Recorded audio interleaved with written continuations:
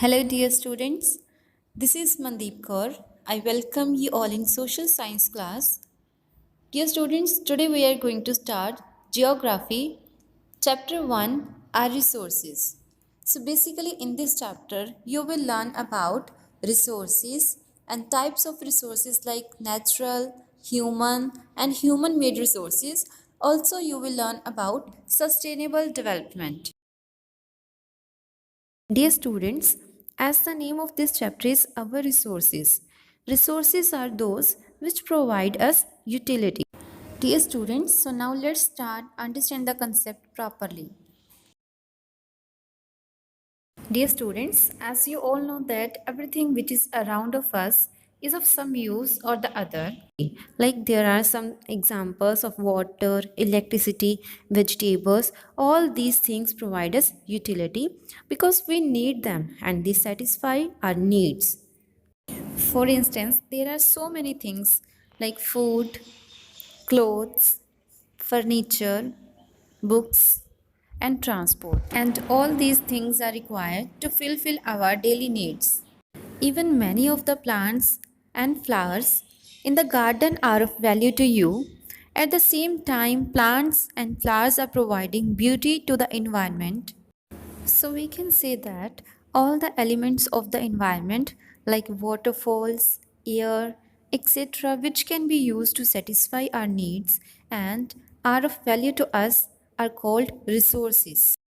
Dear students, as environment is a basic need for the humans because it provides number of resources to fulfill our daily needs or satisfy our needs or wants. Similarly, human beings themselves are also a resource because they use their knowledge and skills to transform materials available in our environment into resources.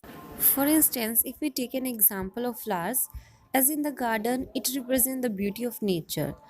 But human add its value on it by making a bunch of flowers in the form of bouquet. They use it for some religious purposes or wedding ceremony. Thus, we can say any material from nature becomes a resource as and when humans find it useful and attach some value to it.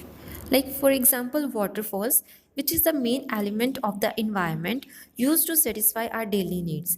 Similarly, human beings themselves are a resource. Why? Because by using their knowledge and skills, they can transform these waterfalls to generate electricity and providing drinking waters to the people.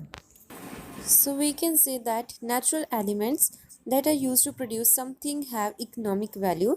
Sometimes human attach aesthetic value. Aesthetic means attractiveness to some natural elements such as mountains and seas for their scenic beauty too.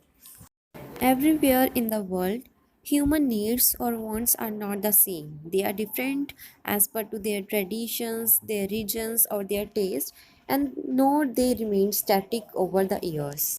And of course, our material needs have increased manifold and have become more complex with the progress of society and the advent of science. The use of resources depends upon the needs or wants of the people of a particular region and also about their knowledge.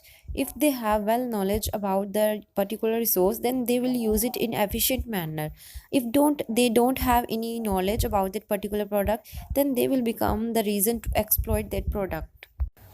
Also, the use of resources depends upon the level of technology they possesses. If the level of technology is there, then the resources can be used efficiently. Next, the mineral deposits in Africa were not valuable to the natives as they were ignorant about their use. Native means a person who has always lived in a place as distinguished from a visitor or a temporary resident, or we can say a one who born or reared in a particular place, that is called native. Okay, so in Africa, as the natives, they were not aware about the use of minerals, so that's why they were not valuable. These minerals were not valuable to the people. But when the European settlers explored and developed the mineral deposits, they became important resource because as per to their knowledge and their skills, they know how to use that particular resources or minerals.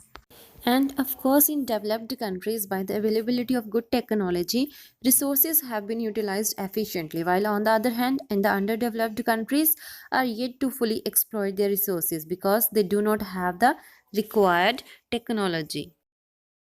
So now I hope it is clear to all of you. If still there is any doubt, then feel free to ask. Thank you.